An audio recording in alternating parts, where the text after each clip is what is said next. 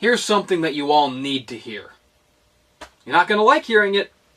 Some of you might not even want to accept it. But it needs to be said, and you need to hear it. I am smarter than you. This is a bit, tongue-in-cheek, comedy, it's fun to complain! Alright, I guess I'm doing this today. So apparently you people are really into rants about sensational stuff with no actual impact on the grand scheme of things, or God forbid, clickbait. Sure, we could deny it, but it's obvious somebody's watching these videos. 3 years of trying to make original and insightful content. What's my 2 most viewed videos? An audio reading I made basically on a whim with no planning, and an intentionally stupid bandwagon non-review. I just wanted to make fun, micro-budget projects that tried something different, but no, I guess you all have to take yourself so goddamn seriously and try to drag me down to your level. Look, I'm not qualified to make trite tirades about anything, and I say that as someone more ambitious and talented than most people on YouTube who apparently have no sense of shame. I'm a game design school dropout who apparently has more standards than most paid journalists that cover the industry, even though I own an army of My Little Pony plushies unironically and have never been paid to write a word in my life.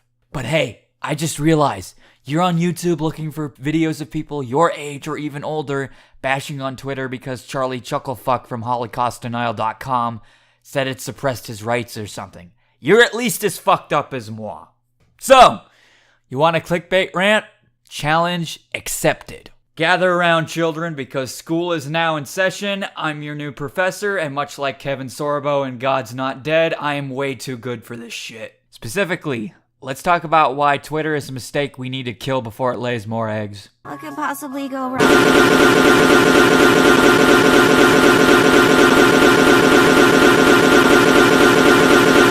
So what is Twitter actually meant for?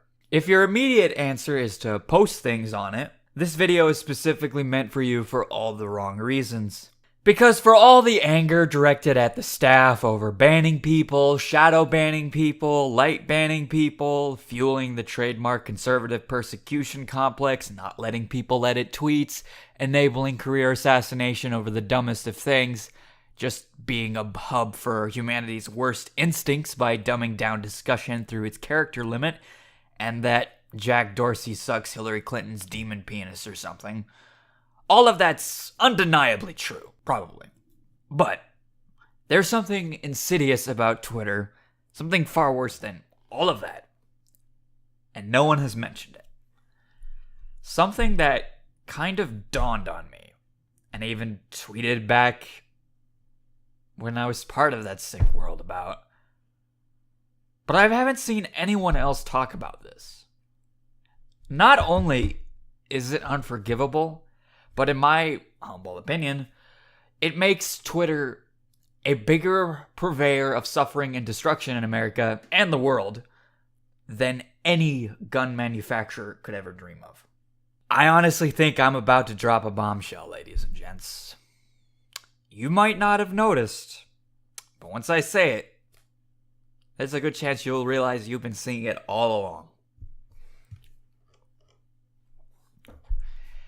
Twitter, by its very nature, by its inherent design, it has turned everyone into a commercial.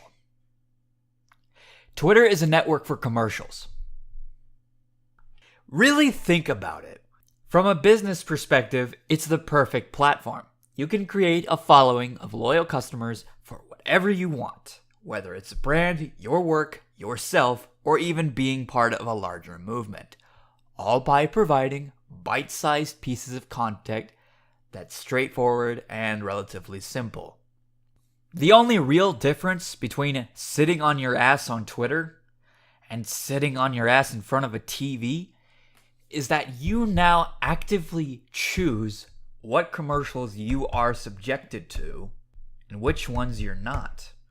Which might be the primary reason people supposedly get their news from it, which could lead into a whole other thing about echo chambers, but that's besides the point. Essentially, if you know what you're doing and can garner a shit ton of cash somehow from it, Twitter is a godsend. And the people who can pay Twitter money for things like promoted tweets and those who stand as high-profile personalities and brands, they take priority because, let's not kid ourselves, Twitter is a business too. To put it simply, if you run a bar and there's this one guy who never buys anything but constantly rants about how a hat in time is bad now because there's a black girl in it now, and constantly bothers people who are loyal customers who consistently give you the money that you need to operate, you're not going to want that guy in your bar very long. What keeps the lights on is what they focus on. So sure, why not get the Forces female trending? Hell, want to become president by playing to mass xenophobia and paranoia? Then boy fucking howdy do I have the platform you gotta check out. But we'll get to that later.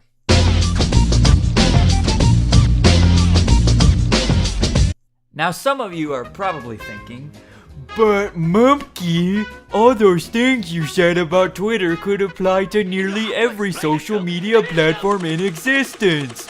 Why single out Twitter's inherent encouraging of self-promotion? And to that I say, good job having a thought that's not terrible. I know that must have been hard for you, so I appreciate the effort. Thank you. So back to your question. Considering that my point of Twitter's purpose as the shopping channel in the marketplace of ideas is not cliche at this point, and it's probably not something you've ever considered until now, most people who use it just by themselves probably don't know that's what and who it's meant for, so they treat it like everywhere else on the internet. Specifically, like a personal punching bag for whoever they despise, in no small part to hide their own insecurities. Now, the problem with a bunch of the most toxic miscreants and idiots of every political stripe conceivable, all who spew venom behind a guarded persona, congregating with normal people in a brand extension site that's meant to sell you things, should be pretty obvious by now. But, for those who still don't see it, I'll elaborate.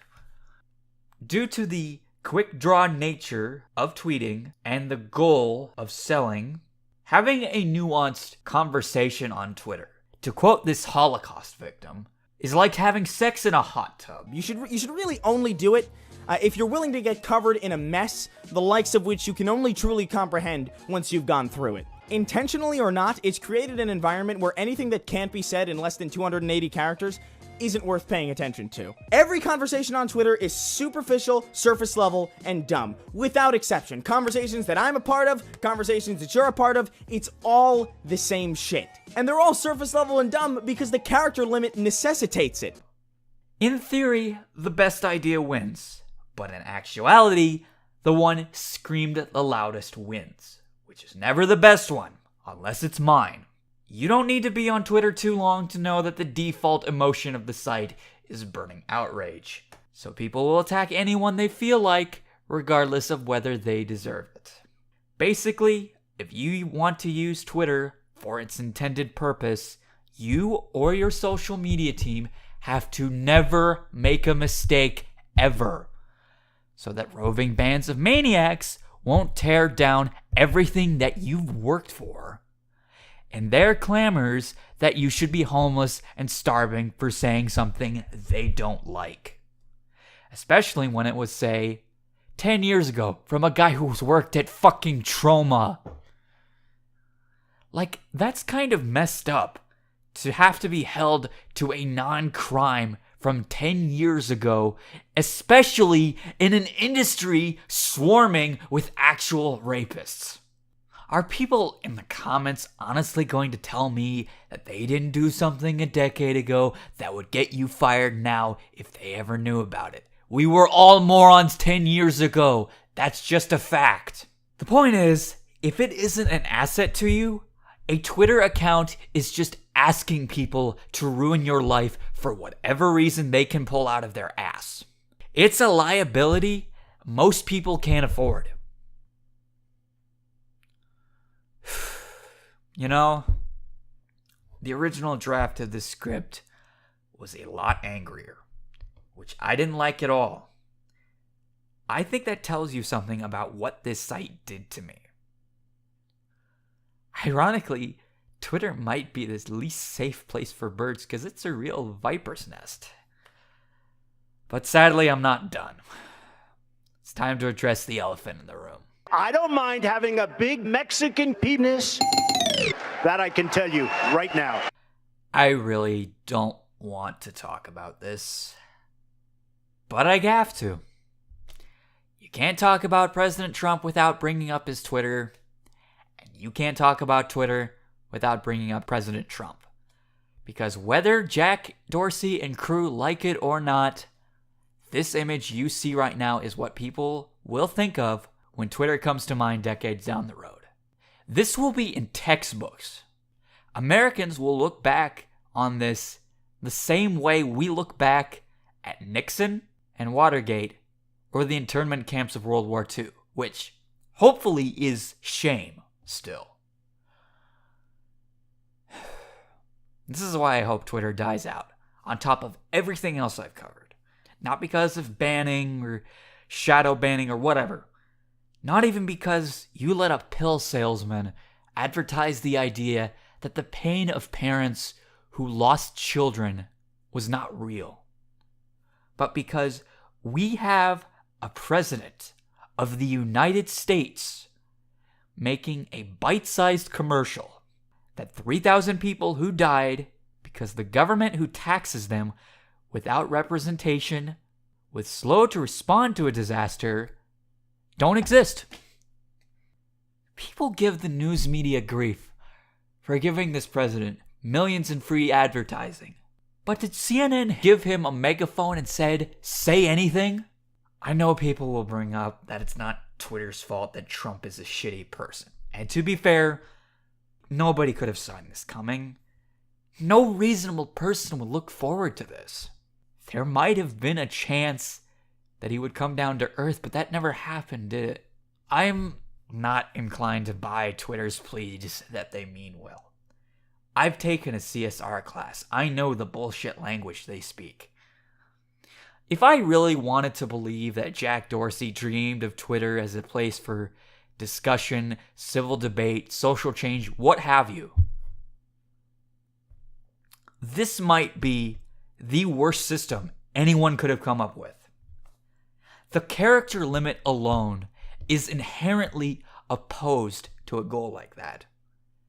The fact that I would have an impossible time making this whole point, this whole essay on your site proves why it has failed us. That's why I'm compelled to believe it's all just a way to subject people to slides and slides of commercials, as if we don't have enough of those in our lives. This is a monster we have all participated in creating. And for those who profit in this terrible system, I hope you carry it to your grave. I sincerely do. For those who say, well, it's not fair that you want all this gone just because of some mistakes. We're all human, right? I want you to think long and hard about all the people that you let be destroyed by hate mobs on your site, and then to go fuck yourself. My sympathy for Twitter as a company is over. I made my Twitter account for the right reason, to promote this channel so I could become a legitimate filmmaker and make money off of it. But I just ended up with a bunch of wasted time. My ROI wasn't good, so I ended the partnership. And this is going to be the last time I ever look back.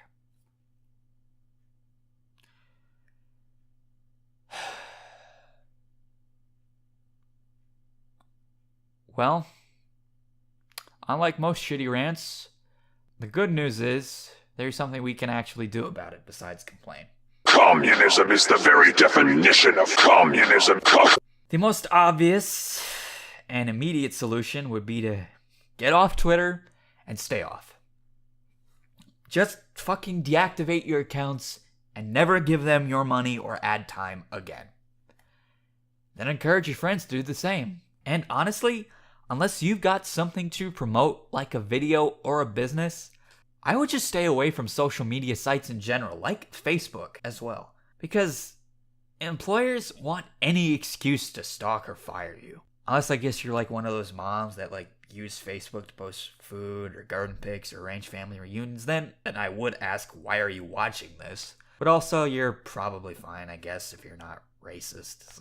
If you're one of those lucky few like me that crewed a genuine circle of friends through it, Discord servers or Skype groups are a good bet to keep in touch. There's also old-fashioned email, but that might be a bit formal. Still, it's an option. Twitter doesn't really provide anything special for you that those things already wouldn't. The only reason I have a Tumblr now is because I wanted some blog extension of this channel, and it's slightly less worse than Twitter. And to be fair, it's super easy to create a controlled feed of only the things that actually interest you. So if, say, you currently use Twitter to follow artists, a decent amount of them do have both, and it's gonna be a lot easier to filter out toxic shit. So there. I made a clickbait rant about a private company that makes more money in a week than I'll see in 10 years. And as you know, having just watched it, it was shit. It's not gonna happen again. We will return to our regularly scheduled nonsense next time. And hey, if you're new here, maybe stick around. I've got actual content in the pipeline that isn't cynical disenchantment and memes, for the most part. I didn't even want to make a video or any really big stink about leaving Twitter, but a friend of mine thought it would be a good idea to get my perspective because she also despises it, so I hope you're happy. Anyway, this has been another fucking video on the internet. I'm tired, and I never want to do this again. So I'm gonna go to bed, or I'm playing more Borderlands 2. Fuck it, I might flip a coin.